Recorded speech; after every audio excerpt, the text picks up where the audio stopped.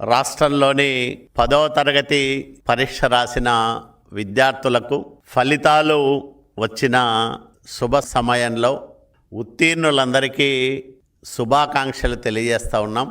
ఈ రాష్ట్రంలో విద్యాశాఖ మంత్రిగా నారా లోకేష్ బాబు గారు బాధ్యతలు చేపట్టిన తరువాత విద్యా వ్యవస్థలో సమూలమైన మార్పులు తీసుకొస్తూ వినూత్నమైన సంస్కరణలను ప్రవేశపెడుతూ వచ్చిన ఫలితంగా 2 సంవత్సరాల కాలంలో గణనీయమైన మార్పులను విద్యా వ్యవస్థలో మనం చూడగలుగుతూ ఉన్నాం.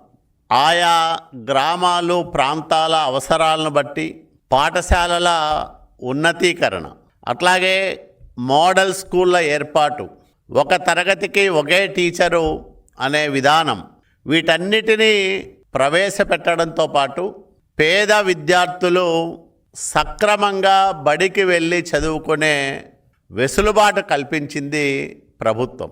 తల్లికి వందనం పేరుతో 1వ తరగతి నుంచి 12వ తరగతి చదువుకునే విద్యార్థులందరికీ సంవత్సరానికి 15,000 రూపాయలు ఇవ్వడం వల్ల డ్రాపౌట్స్ సంఖ్య తగ్గింది. ప్రభుత్వ బడుల్లో విద్యార్థుల సంఖ్య గణనీయంగా పెరుగుతూ వస్తూ ఉంది. ఫలితాలు చాలా ఆశాజనకంగా వచ్చాయి. ఈరోజు జగన్మోహన్ రెడ్డి పరిపాలనలో 5 సంవత్సరాలు విద్యా ప్రమాణాలు పూర్తిగా అటకెక్కాయి. విద్యా వ్యవస్థను భ్రష్టు పట్టించింది గత ప్రభుత్వం.